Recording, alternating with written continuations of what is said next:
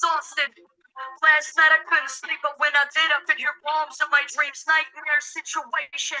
How could they be so evil, making martyrs out of children and innocent people? We expect the bombs, not knowing where next. Huddle in the corner of my room, trying to protect my little brother. As the building shakes like it's possessed, but nothing stronger than the will of the oppressed. I fall back with my lyrics and rhymes, living the times trying to pick the Palestinian minds. What's hiding in the clouds hanging over my head? My dad risks his life outside to buy bread. The fourth war in my 12th year at this stage. I'm numb, though I haven't felt scared. There's nothing I can do in this case to stay safe. I'm brave. Even though this house could be my grave, I want freedom for the population. 2 million prisoners living in this location, shouting at the wall, but nothing is ever changing.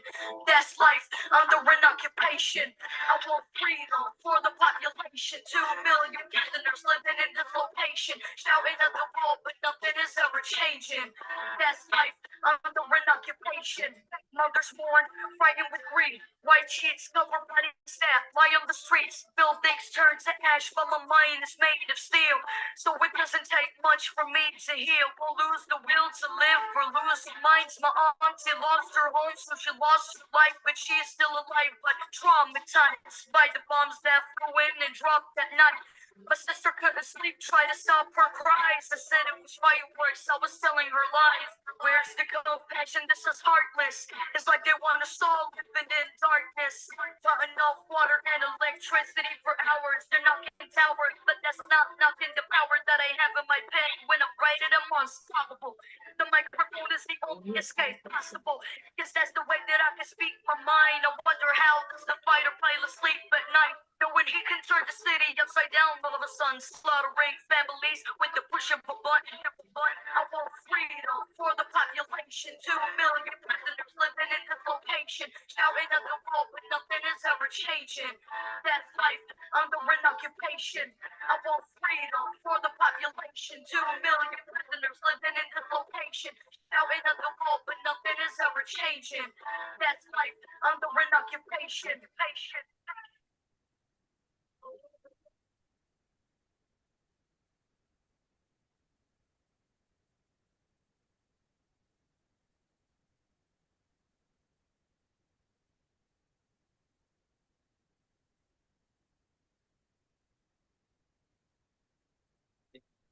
يا صدى معلش ممكن اسجل انت ما بتستاهل تكون كده يا صدى معلش ممكن اسجل انت ما بتستاهل الحظ ده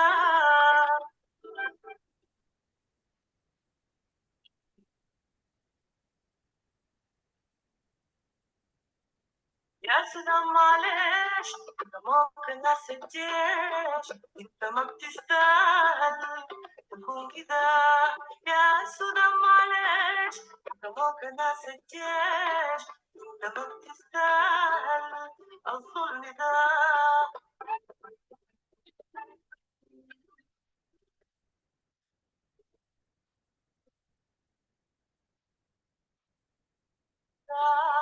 الليلة فيك مجاعة.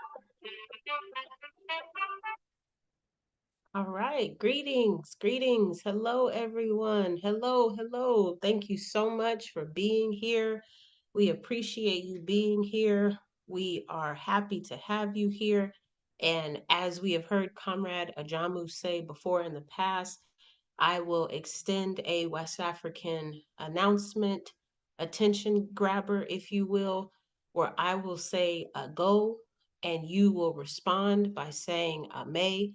A go meaning I need your attention. Please give me your undivided attention. A may is the response for you have my attention. I am listening. So a go and you would say a may. Thank you so much for being here, you all. We hope that you all are safe, healthy, well, mentally, physically, spiritually, ideologically. We hope you're doing everything you can to maintain your best and highest level of ideological power and self so that you can change the world and make it a better place. That should literally be your goal. every single day that you wake up. It should not be based on advancing the conditions of your own benefit, but it should actually be really considering how you can change this world and make it a better place. This world that we live in is way too focused on individual gains, on individual advancements, and on blaming people because they are not able to advance in the same way that others are without taking into account privilege, social advancements that others may not benefit from, as well as access to resources, support, whatever that may look like. And so it's really important that we continue to think about how we can make a difference and make this world a better place because we have a serious responsibility to do just that. As I said before, and I will say again, we welcome you. And of course, I need to pay homage to our Indigenous comrades and ancestors. Thank you so much for allowing us to be in your space, all the way from the very top lands of Canada, all the way down to the bottom of Chile. We are thankful that you have allowed us to be in your space. We acknowledge that this is the Indigenous people's land. We acknowledge that we are on your land. And we thank you for not kicking us out. We thank you for allowing us to be in your space. We will continue to express that, and we are not confused. We understand that this is your Indigenous people's land. And so we acknowledge that and we pay homage because this is why we do the work that we do. For those of you that join weekly, this is why you join because you understand that doing this work will continue to help us be reminded of why this work is so important because ultimately we are trying to organize African descent people or people who descend from Africa. And unfortunately, because of colonization, you may refer to yourself as African American, you may refer to yourself as Black, but we are talking about you. You are African, whether you know it or not. You are. And so, as Kwame Nkrumah said, any African anywhere belongs to the African nation. And so, this is why we do this work because we are trying to get Africa back under the control of Africans because it is not currently in the control of African people.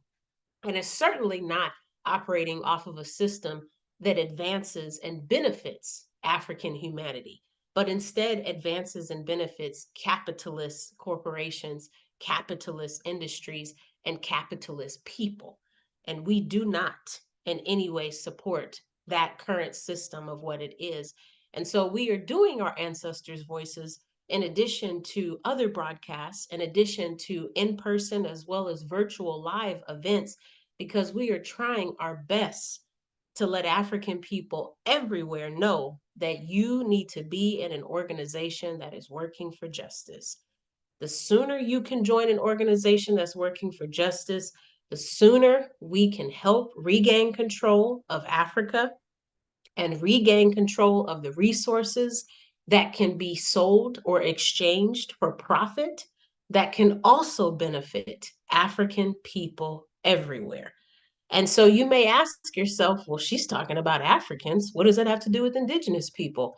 Well, if Africans regain control of our land, then that's a win for Indigenous people because we can then be in a better position to support them getting their land back. And if the tables are turned, we celebrate them getting their land back and we pray and hope that they will be in a better position to help us get our land back. The same analogy goes for Palestinian people. This is why it is called Occupy Palestine, not Israel, but Occupy Palestine. This is also the same for Irish people who are under colonial rule from the British. It's the same for Asian descent people who are under colonial rule from Spaniards and other folks that have colonized different parts of Asia. The list goes on and on. And we don't stop at colonization. We want all systems of oppression to be eradicated. We want homophobia to be eradicated. We want transphobia to be eradicated. We especially want patriarchy to be eradicated. We want white supremacy to be eradicated. This organization that is bringing you this webinar, the All African People's Revolutionary Party does not want any system of oppression to have breath of life anymore. We want to terminate any system of oppression because systems of oppression oppress people. And we cannot and we will not tolerate that anymore moving forward. We are completely and 100% against that, especially as it relates to managing the conditions of a one unified socialist Africa. That is the All African People's Revolutionary Party's objective. We are fighting, as I said, doing this broadcast, doing other broadcasts this week at different times of the day. We are doing in person events as well as virtual events. We are doing everything in our power because we are a mass independent organization that is based out of Africa, fighting so that Africa can be free from colonial rule and fighting so that we can have what we need so that we can regain control of our resources. So, as I said before, the All African People's Revolutionary Party is a mass independent organization where we believe that Africa should be one unified socialist Africa. That means that we understand that part of the colonial despair is that colonial rule has divided out our beautiful continent. And we understand that under one socialist rule, we would be helping to turn over all the colonial decisions so that we again can regain control of how things are operating, how things are navigating. And most importantly, we would relieve a system such as capitalism that is not human centered. And we would now bring in socialism with the intentions of moving to communism one day. And so we understand that this webinar is brought to you by the All African People's Revolutionary Party. And we also understand that we have a responsibility to not just African people everywhere, but as I said, oppressed people everywhere. So that's how it's all connected. And this is why we do these webinars each weekend. This is also why we're doing other work. This is why we're doing virtual work because we're trying to reach more people. This is why we're doing in-person work because we're trying to reach more people. This is why being in an organization that is working for justice is going to help change and advance the conditions of people everywhere. And if you recall, when we first started, I said to you, you should be waking up every day trying to change the conditions of people everywhere. You should have the objective of making this world a better place. And if you join an organization that's working for justice and you meet other people who have that same objective, just imagine how powerful your organization could be. Just imagine that for just a second. This is why we do the work. This is why we do the work. I received a call earlier this evening telling me that there was an individual driving around the city that I live in, shooting people at random. That is not the first time, believe it or not, that that has happened in the city that I live in. So you have to ask yourself on Cherokee land, what's going on with the conditions as a colonial term of Memphis, Tennessee, where people would feel it's okay to shoot people at random? Why are people feeling the need to resort to that? What's going on with their circumstances where they feel like that is the ultimate goal? And the first time I heard about this happening, the individual ended up committing suicide. I'm not sure if that's what's going to happen now because I believe they're still on the hunt for this person. But the point I'm making to you is if all of us were to join an organization that was working for justice, it would change the conditions that we are suffering from, which means there's a greater chance that criminal activity, violence, gun violence, all of these things that we suffer from currently, there is a strong, greater chance that those things would be reduced tremendously. Because if the environment is different and the social circumstances are different, then people are not going to have to behave in the same way they currently do. I'm not saying it would completely be terminated. I'm saying it would greatly be reduced. And you can just think of different examples throughout the timeline of that already happening. Think about the crime that takes place in Cuba. Think about the crime that takes place in other parts of the world where people are driven because they live in a human centered environment. So, usually, This webinar is brought to you by Comrade Ajamu Umi, who is a longtime organizer with the All African People's Revolutionary Party, as well as myself. We are related ideologically as well as biologically, and we want to bring honor and glory to the Handbook of Revolutionary Warfare. This is a beautiful book that writes out the steps from Kwame Nkrumah on how one could achieve Pan-Africanism by essentially creating an organization that is working to benefit humanity. And so we use this book as our base or our foundation, if you would, to really get our point across in terms of the work that we're doing, but also guiding us on how to do those steps so that we can have a sustainable socialist Africa, because we don't want to just work this hard to get it and then have to release it and let it go. And so tonight's webinar will be focusing on how different Pan-Africanists throughout our time have chosen to use their educational resources, be it secondary education, community colleges, technical institutions, whatever that may be, have chose to use their secondary education that they have ascertained to advance the struggles of people around them instead of falling into the bourgeoisie class, instead of falling into the world of the academia where you don't have to think about other people and you certainly don't have to think about oppression. Instead of just being selfish and just making money, they have chosen to dedicate their lives and their educational skills, talents, information, knowledge to help change the world and to literally make it a better place. And so we would be remiss if we didn't start with our comrade Kwame Nkrumah, who actually graduated from Lincoln University in Philadelphia, but also from the British School of Economics with two master degrees. Two master degrees. Now, the assumption was that he would become a part of the Ghanaian bourgeoisie academic life, as I pointed out. With two master's degrees, he would be set, right? He'd be able to go to dinner parties and hold dinner parties. He'd be able to send all of his kids through college and do all of these same things. But he understood, because of his world travels, because of his sacrifices that he had to endure to even get to those two master degrees, he understood that whether it was Africans in the diaspora or whether it was Africans on the continent or even in other parts of the world, we were struggling. He saw that when he went to Philadelphia. He thought the conditions would be different for Africans in America, and he saw very quickly they were not. He grew up seeing Africans struggle.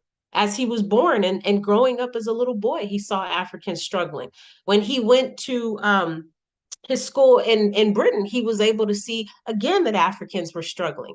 And I remember in his book, Ghana, his one of his initial books, Ghana, where he was writing about becoming president, but also just his understanding. And even in his autobiography, he talks in great detail about the struggles that he went through trying to earn enough money to pay his tuition. I remembered him specifically talking about how he couldn't even afford new shoes and his feet were hurting so bad because he had to walk long distances to get to and from class. He was able to work something out with a local person who owned, I believe, a bed and breakfast, or maybe it was a room and board facility for local students. And so he was able to work as a dishwasher in the building. And in exchange for getting an income paycheck, he was able to pay for the room that he used. So because of that, he had no funds coming in because all of his funds went to the roof over his head. But then because of that, he wasn't able to afford the new shoes. He wasn't able to buy clothes. He wasn't able to buy new clothes. Everything he had brought with him when he traveled from home, from Africa. And so just thinking about this in more context, there was no reason that he would have wanted to become a bourgeoisie academic scholar, because he wanted to instead use his scholarship to advance the struggles of African people. As I just pointed out, he understood traveling around the world that we were struggling no matter what. It was the same common denominator no matter what. And so he opted to use his skills for African Liberation Day, excuse me, for African Liberation, which would later become African Liberation Day, because that was one of the events that one of the organizations he started hosts every year. But yes, for African liberation, period. And so, we give examples about him becoming the first president of Ghana. We also talk in great detail about how he fought along with so many other Ghanaians for Ghana's independence in 1957, March of 1957. He understood that Africa was a very, very rich continent. from all of the different resources, specifically all around the continent, but even in Ghana, it was responsible for developing cacao. It was responsible for developing gold. It was responsible for developing coltan and cobalt. These are different resources coming strictly from Ghana that would allow Africa, if it had control of those resources and could sell them at a price that Africans decided, and the money would come back into the continent. And we wouldn't just have Ghana that would be benefiting from those resources profit. That's again what Nkrumah was fighting for. He didn't want just Ghana and Ghanaian people to benefit. He wanted to find a way for the whole continent to benefit off of the resources, just like the whole continent should benefit off of resources from rubber trees. The whole continent should benefit off of resources coming from different parts of the tree bark and the tree roots and different things like that, the different spices and seasonings that other parts of the continent had production for. He was determined to find a way for all African people in all of the countries on the continent to benefit greatly from what that looked like. And that was partly the initial foundation that gave birth to the Handbook of Revolutionary Warfare, and then would also later give birth to this organization, the All African People's Revolutionary Party, that is bringing this broadcast to you currently. We also want to highlight quickly that we did our best we could to honor different African Pan-Africanists, some male identifying that were born outside the US, some femme identifying that were born outside as well as in the US, as well as some male identifying that were born within the US. So please pay attention to that as well, because I talked about how Nkrumah was born on the continent, right? And so just thinking about that and thinking about how we don't want to just focus on Africans who were born in America. That's one of the biggest critiques we have for African History Month. First of all, it's history, so it's excluding femme people. So I like to say African history and herstory and their story month. But in addition to that, we should be thinking about how it's not just Africans in the US who have advanced the struggles of Africans everywhere. It is particularly Africans on the continent who have fought neocolonial people from taking over and making the conditions worse for people everywhere. Because anything that happens to Africa affects African people everywhere. Am I right? So, because of that, we have a better understanding of thinking about how we don't celebrate African History Month. We celebrate Africans everywhere, especially those doing the work on the continent, and especially those who were in organizations working for justice. Not to diss our comrade Garrett Morgan for creating the traffic light, not to diss our comrade who created the golf tee, not to diss Madam C.J. Walker for the work that she did with hair care products, but some of these Africans were individualistic because they suffered from capitalism. Whereas we're trying to make the argument that we can't suffer from capitalism if we're trying to advance the conditions of people everywhere. Because capitalism doesn't care about people, it cares about money. And it cares about private corporations continuing to make money. So we understand that there's some contradictions involved with that. And we understand that we are intentionally going to celebrate Africans everywhere who have done the work and who are doing the work to advance the struggles of all of us everywhere. Without them, we would not be here. I guarantee you things would be very different if some of the Portuguese or some of the British or some of the French had actually won those wars and been able to take or regain control of the countries that they once dominated. So we honor them and we thank them, and we continue that conversation with our comrade Ruby Doris Smith Robinson, a Spelman College scholar. I mean, I'm just like, come on, Comrade Ruby, graduated from Spelman. Let's go.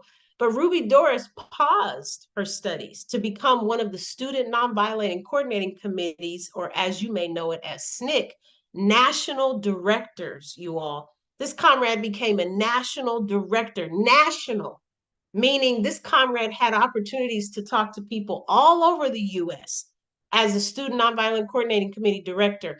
Early 20s. This comrade was in their early 20s when this happened. I mean, I don't know what you were doing at your early 20s, but I certainly was not a national director of an organization that took a very open approach to, being anti-war and having an anti-Zionist approach and whatnot. We can just thank so many people for that. And we think about how this looked in terms of what that could be. And so we understand that Comrade Ruby vocalized in the Student Nonviolent Coordinating Committee against patriarchy, Somebody's got to do it. And we really think that it should be non-femme people, but that's okay. We will take what we can get and we'll learn from it and grow. And hopefully, the male identifying people listening to this webinar will start to think more about how they can use their privilege to argue against the downfalls of patriarchy. This comrade also argued about how we need to fight against white dominance. And the Student Nonviolent Coordinating Committee, I'm just not sure how many folks were talking like that at that time. And so the struggles that came with that, right? Because to argue against white dominance and patriarchy requires a lot of thought. It requires a lot of bravery. It requires a lot of evidence. And to really help people understand how all of this is connected, right? A lot of people understand that racism is bad, but I don't know if they really understand that racism is tied to white supremacy. I also don't understand if they, I don't really know if they understand that white supremacy is a system, just like racism. So a lot of times, people will tell you, I am not racist. People will tell you that. And I always try to tell them, well, you're the product of a system that perpetuates and promotes it. So you may be behaving in a way that the system has propagandized you to believe is appropriate. You may not know that you are doing these acts that define that, but that's exactly what the system will teach you is perpetuated. So it may not be your intentional goal, but it's still a product of the system. Just like I am impacted by the patriarchal system. I don't myself believe that I'm patriarchal, but I think that the system has taught me to promote and perpetuate patriarchy because it's a system. It's something that you're born into. You don't really have the means to change it unless you join an organization that is working for justice, and together we take it down, which is what we're trying to do. But I think about patriarchal things all the time, and I have to check myself. As a femme person who is anti patriarchal, I perpetuate patriarchy because it's a system. I was born into it. My grandparents had it, my parents had it. My children will probably have it. This is what systems do, you all. They enter into our brains and ideologies, and then they move in and they do not move out unless we do the work to push them out. Again, joining an organization that's working for justice will help to push those ideologies out, but it takes time. As I prepare to advance to the next slide, I just want to take a moment and honor our comrade Ruby Doris. As I said, this comrade became a national director in the early 20s, but what I did not share with you was that unfortunately in 1967, they died of cancer at the tender age of 25. And this comrade was definitely femme presenting and was born within the US. And so just thinking in more detail about the work, thinking about the advancements of health, thinking about how they probably were not able to get the help that they needed to maybe identify the cancerous cells earlier in their life, and just all of that that comes into it. I also wouldn't be surprised if the cancer was introduced into Comrade Ruby, because the FBI has every reason to try to stop the work that our comrades are doing. And so just thinking in more detail about that, may they rest in power. And so as we keep going, we can think about our comrade Frantz Fanon. I did not know this. Did you all know this comrade earned 2 PhDs? One in psychology and one in medicine. I mean, how amazing is that? 2 PhDs in psychology and medicine. And Fanon wrote countless books on the ongoing impact of colonization, as well as ways to resist and fight to destroy it. This is unlike the will of the people. He understood our will was strong and we were resilient. This is why he continued to write books about ways that we could fight and advance, because he wanted us to believe that we had the power to change our conditions.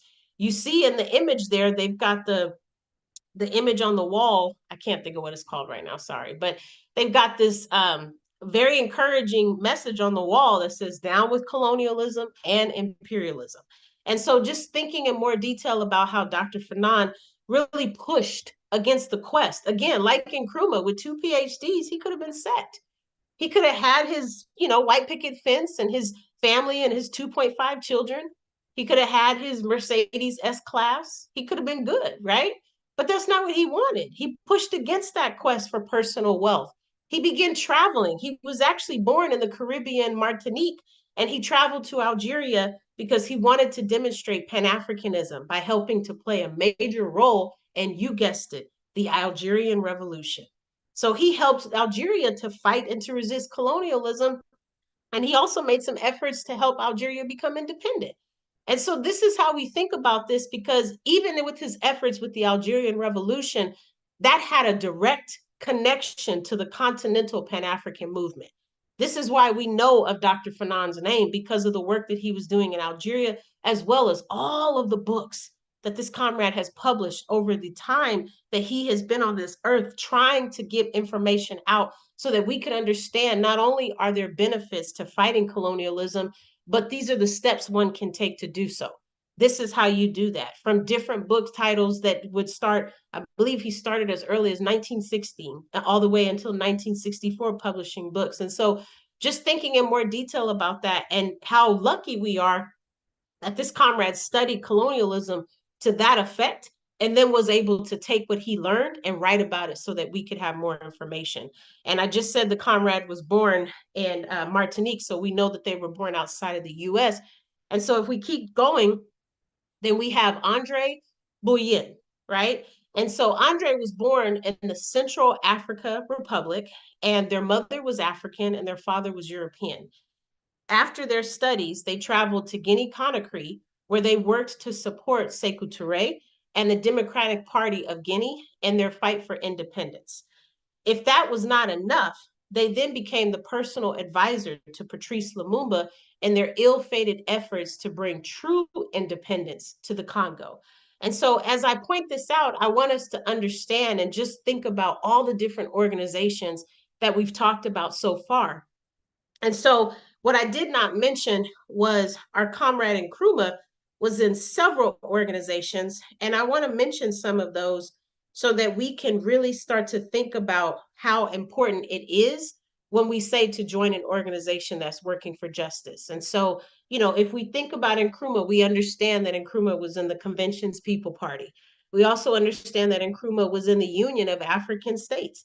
We understand that Nkrumah started the All African People's Revolutionary Party. And we also understand that Nkrumah was in the United Gold Coast Convention. If we keep going, then we can think about how Andre was in the Democratic Party for Guinea. And even though Andre was doing work with Sekou Touré so that Guinea could help to fight for their independence, they also became a personal advisor to Patrice Lumumba to do some work in terms of helping the Congo to reach their independence. And so I'm sure there were other organizations that maybe they were a part of that we didn't know of. I mentioned to you that Dr. Fanon was doing some work for the Algerian Revolution, and Dr. Fanon was in several organizations as well. And so, just thinking about this, we mentioned that Comrade Ruby was in the Student Nonviolent Coordinating Committee. My point, you all, is that every single one of these Africans was not able to do that work without being in an organization that's working for justice.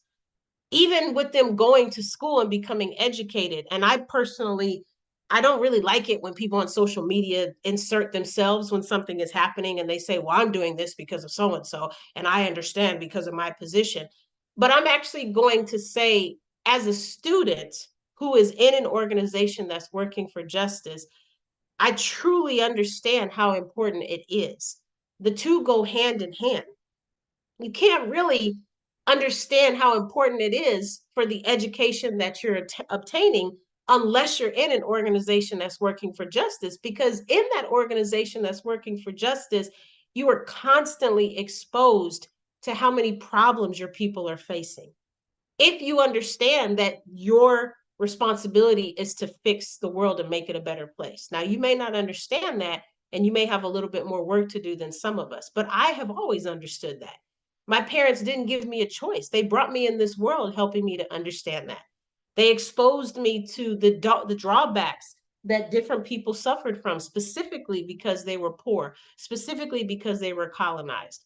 I was exposed to that firsthand. I left the country when I was 4. I mean, I've had different experiences where I have been privileged, yes, but also where I have had harsh realities and lessons where I've had to understand none of this stuff is happening because these people have brought it on themselves. I see that now. And as a femme identifying oppressed African descent person who has a different ability, with those four intersections of oppression, I have a great understanding of just how complicated this world is because it does not value humanity. I have a great understanding of that. And so, as a student who's in an organization that's working for justice, I have utmost respect for all of these comrades because to be able to balance the two is really the only way one can do the work that we're doing. As I said, the work that we're doing influences the education that we're obtaining. And then it makes us more stronger and it makes us more better because we understand that we need all the hands on deck that we can get to help advance the struggles and to make this world better. I'm not getting a degree in computer science, but I hope that whoever African is, I hope that they will join an organization that's working for justice because we need to understand computers if we're going to be broadcasting these virtual events. I'm not getting a degree in public speaking, but I hope whichever African does will understand that joining an organization that's working for justice, they can use those skills to convey and command the audience's attention, to organize, to get people to sign up, to get people to be interested in joining an organization that's working for justice. I am earning a degree in health communication, and I plan very much so to focus as much as I can on advancing the health inequities, the health disparities that my African people are suffering from. It gives me great pleasure to do this work because I am humbly trying my best to make a difference so that no more Africans have to die and suffer, especially if I could have done something to help with that. I am fighting against colonialism and capitalism because I understand that our people deserve a better life.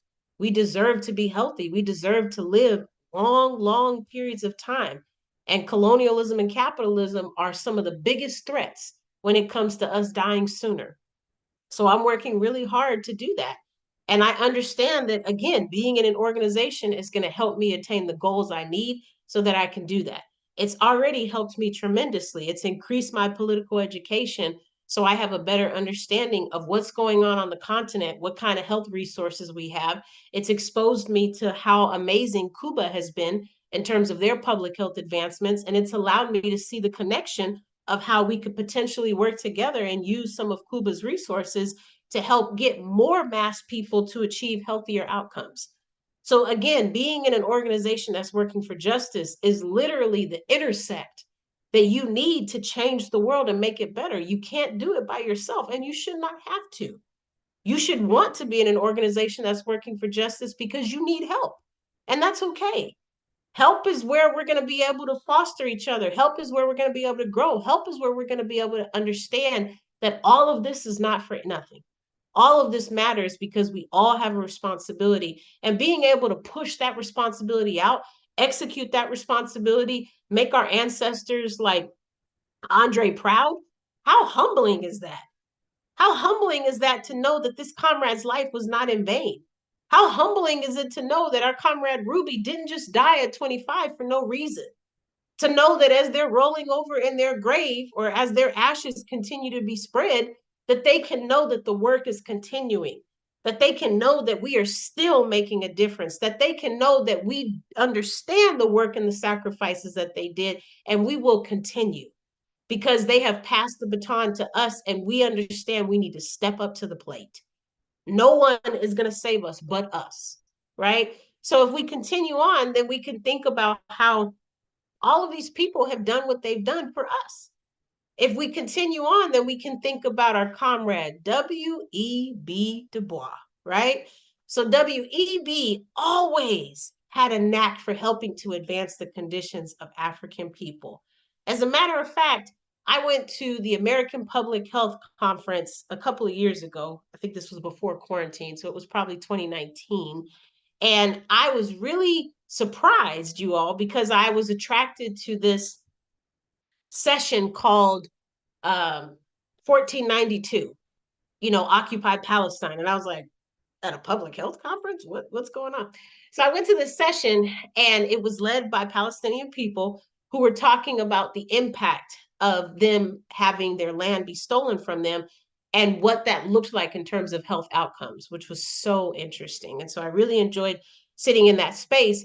But they actually talked about how they wanted to pay homage to W.E.B. Du Bois. And I was like, what?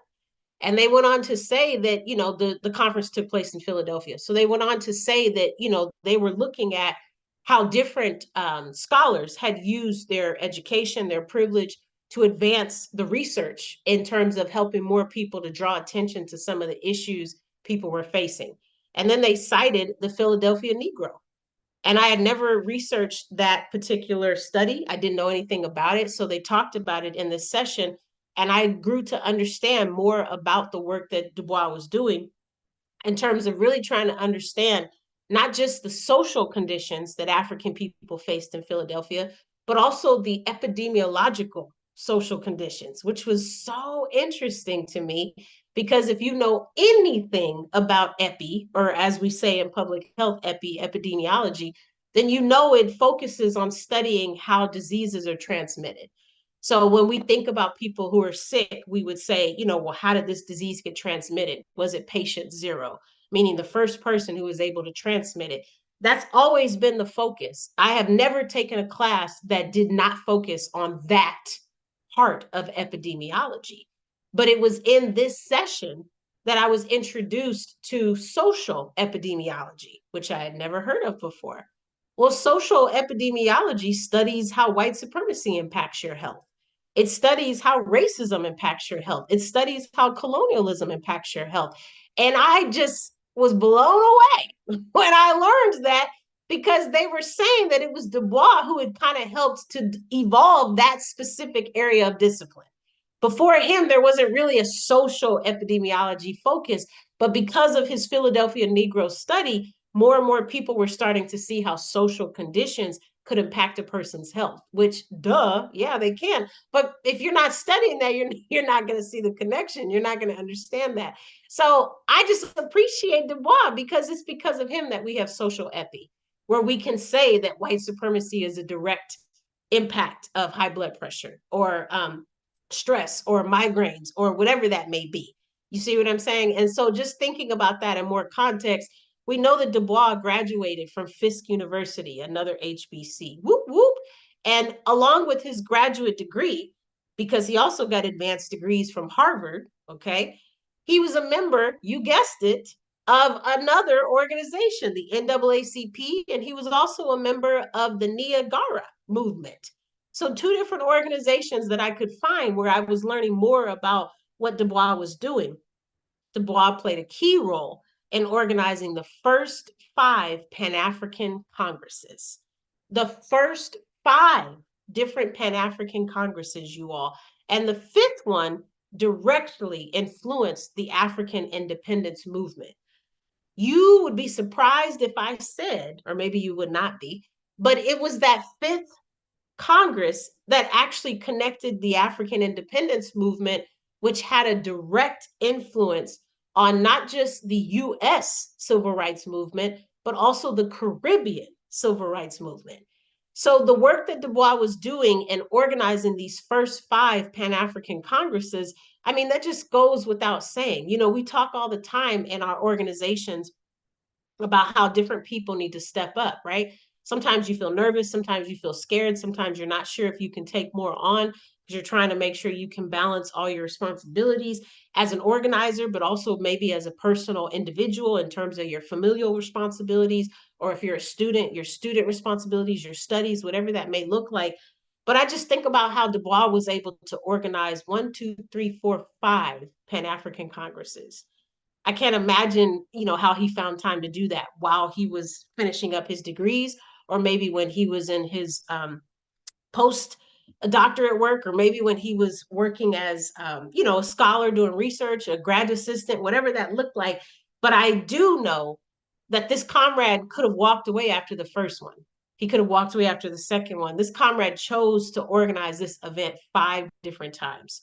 So when we think about stepping up, when we think about literally how when you step up, you become uncomfortable, because that's really when you grow, is when you're dealing with something unfamiliar. You learn from that better. You're able to ascertain the information better. You're able to evolve your brain because you're taking in new information.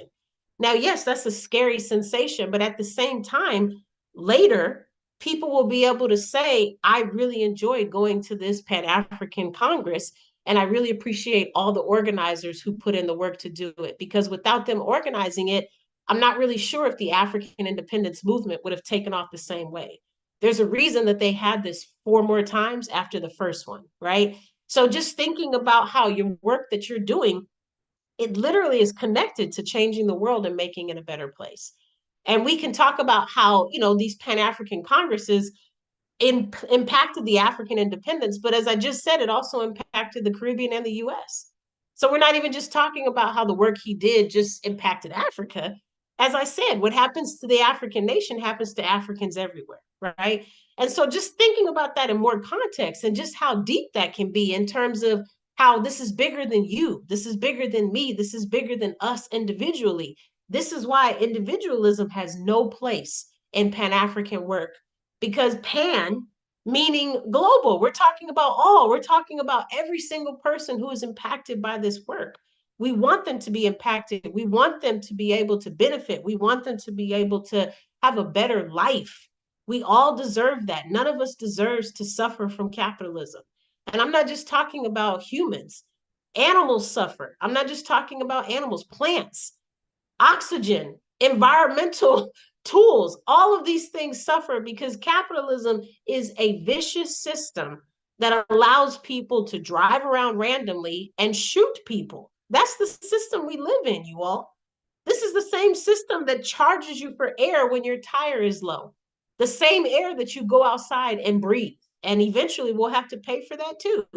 So, my point is, we just have to understand that the system we live in, if you have any regard for humanity, you know it is not a polite system. You know it is not a just system. You know the system needs to go. So that means you have a responsibility to join an organization that's working for justice so you can do something about terminating this system. I am in an organization that's working for justice. Our comrade on the Zoom right now is in an organization working for justice. Comrade Ajamu is in an organization working for justice. Many of you listening are in organizations that are working for justice. Many, not all of you. So I'm still talking to those who are listening but haven't made the step yet. We need you. We need you. We need you. We need you. I would be remorse if I didn't speak about our comrade Shirley Graham. Can't just talk about her partner. We got to talk about Shirley as well. So you may not know, but Shirley Graham graduated from Oberlin College in 1931 and earned an undergraduate degree in music and continued on to earn a master's degree in music in 1935. We've talked about Shirley Graham before, but I also want to point out this comrade was in the Sojourners for Truth and Justice organization, as well as the American Communist Party.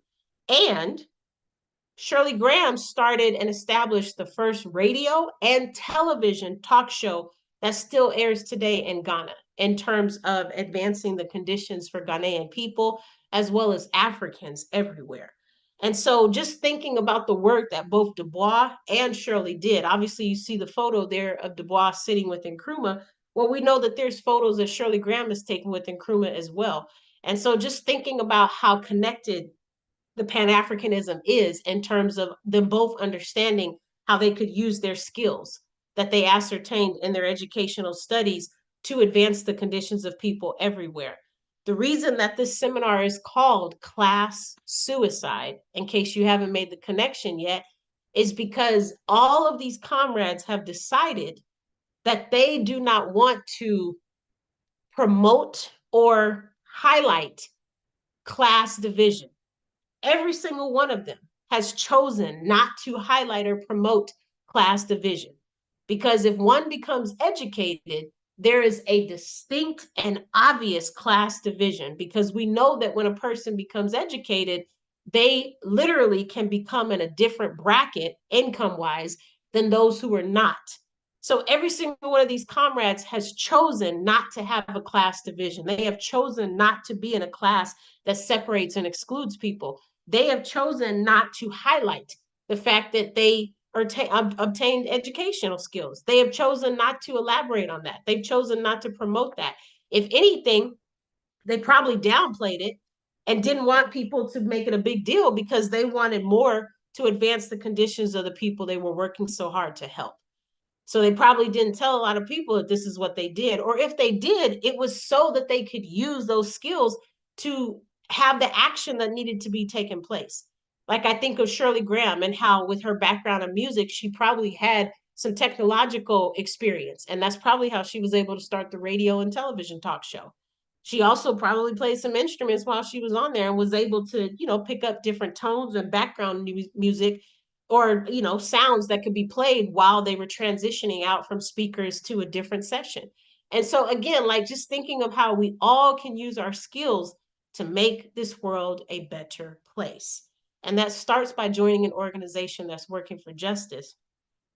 I would also be remiss and remorsed if I did not talk about my comrade, Dr. Huey P. Newton. Dr. Huey P. Newton wrote a dissertation that you all can find online. I've already downloaded a copy. I have not read it yet, but my goal is to read it. Titled War Against the Panthers, A Study of Repression in America. He submitted this in June of 1980. You know that's going to be a good dissertation. So if I were you, I would definitely check it out. Obviously, we know that Huey P. Newton was a huge foundational member of the Black Panther Party. Again, another organization that is working for justice. And in addition to his work with the Panthers, as I told you, the work that we do in the organization influences our educational needs. So, what was his dissertation about? His experiences as a Panther. That's exactly what he wrote about.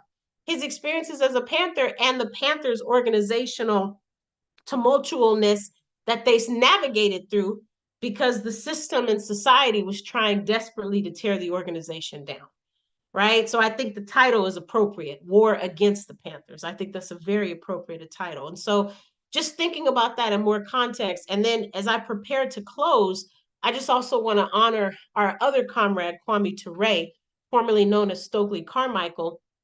So we know that Kwame Ture went to Howard University, HU, in 1960 as a philosophy major, but we also know that he got involved with the university's Nonviolent Action Group, which later became the Student Nonviolent Coordinating Committee. We know that Kwame Ture was also a member working with Dr. King and different organizations. We know that Kwame did so much work internationally, not just in the US, but especially in the Caribbean as well as on the continent. He did some work where he even worked with Nkrumah, and it was through his connections with Nkrumah. Nkrumah asked him to start the US chapter of the All African People's Revolutionary Party. And so he had chapters in Africa that were developing, and he asked Ture to come to the US to start some chapters here, which is the very reason that this broadcast is being brought to you by Cherokee land, colonized as Memphis, Tennessee, because Kwame Ture helped to start the All African People's Revolutionary Party on indigenous soil, which is one of the reasons why we're able to bring this broadcast to you now, especially because it's not broadcasting from the continent. And so we just think about how all of these legacy members have done this work so that we can be where we are today. We think about how they sacrificed for us. We think about how they made choices. We think about how they made choices that may not have been comfortable. Some of these comrades may have gone without food because they were choosing to give everything to the struggle and to the advancement of people. Some of these comrades may not have had the ability to buy new shoes, as I pointed out. Some of them may not have had the ability to get shoes for their children. Some of them may not have been able to focus on their children's needs all the time. This is why support and community, and it takes a village to raise a child, that's where all of that comes from, because it should not just be on them. They should have had support so that other people could step in, especially if they weren't ready to join an organization working for justice, but maybe they could have said, hey, if you need somebody to watch your child while you go to this meeting, I can do that. This is how I want to support the movement and what you all are doing. And so as we close for this week, we thank you so much for being with us. We wanted this seminar to speak to anyone, but we especially want to speak to our comrades who are currently in school, obtaining educational degrees.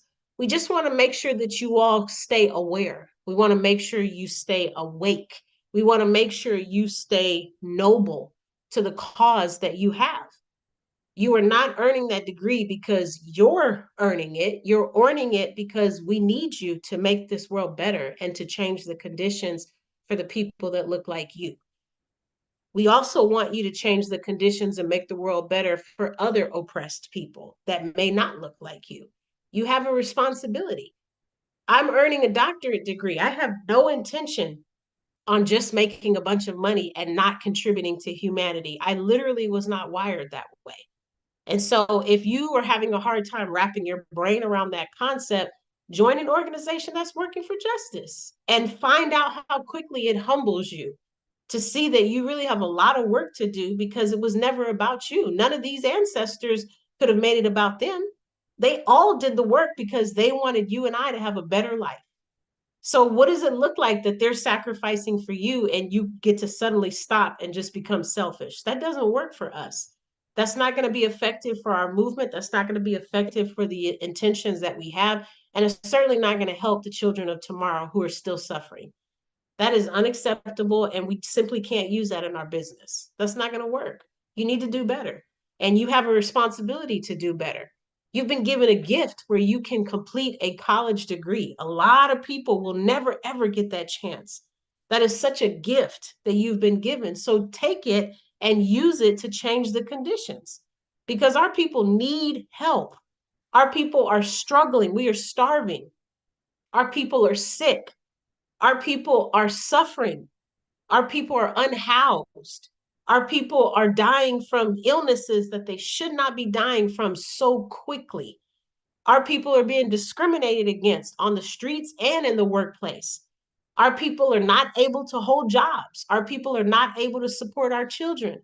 Our people don't have choices when it comes to anything because we've been so discriminated against and we don't benefit from the privileges that other people have. We don't have those resources. We don't have uncles that we can call that can get us jobs and internships. We don't have those resources. We don't have the privilege of just waking up and being European. We don't have the privilege, some of us don't have the privilege of being male when we wake up. And so we just have to think, some of us don't have the privilege of being heterosexual when we wake up. So we have to just think about how all of these things play in to making it really hard for oppressed people. And for this seminar, for African people to just navigate this world, you all. Literally, like if I had time to do two dissertations, the second one, the first one focuses on maternal mortality rates impacting African femme people, but the second one would be on studying how day-to-day stressors as an African oppressed person has a direct impact on blood pressure and hypertension. I would love to do a study on that because I know that every day that I deal with capitalism, I have to take a deep breath and calm my heart down because it gets very agitated and I do not want to have a heart attack at such a young age. So we just have to think about the impacts of that. And we have to think about how all of this is connected to us having the opportunity to change the conditions. We don't have to tolerate capitalism. We're already resisting. We're already pushing back. We've already been pushing back. We've been fighting colonialism since the beginning of time, and we will continue to fight. But it's going to take all of us. So we invite you to come back next weekend. Hopefully you're feeling fired up. Hopefully you're feeling ready to go. We will see you next week on Sunday, February the 18th at 4 p.m. Pacific Standard Time, where we will focus on what's love got to do with it, where we look at how you can incorporate relationships from a healthy, revolutionary Pan-Africanist standpoint and figure out how to manage your relationships under capitalism while still honoring yourself, your partner in the process, but still also honoring the movement and humanity, right? If you look in the upper left corner, we have our QR code that'll take you to every single All African People's Revolutionary Party program that we offer. We have our Forward Ever shop. We are still selling our African periods t-shirts and sweatshirts. We welcome you to come and support us. For some of us, we're still living in some colder climates, so it's a great sweatshirt to wear when you want to stay warm. We also want to highlight our hoodcommunist.org, our comrades website that you can check out to get updated articles that are being written weekly about things happening in the world, things happening on the continent, as well as in other countries that we are identifying as our sibling countries of what's going on. Also, don't forget to check out www.abetterworld.me if you're interested in reaching out to Comrade Ajamu, or if you are interested in joining an organization that's working for justice and you are African, you can visit that website and we'd be happy to guide you on the steps to take so that you can join.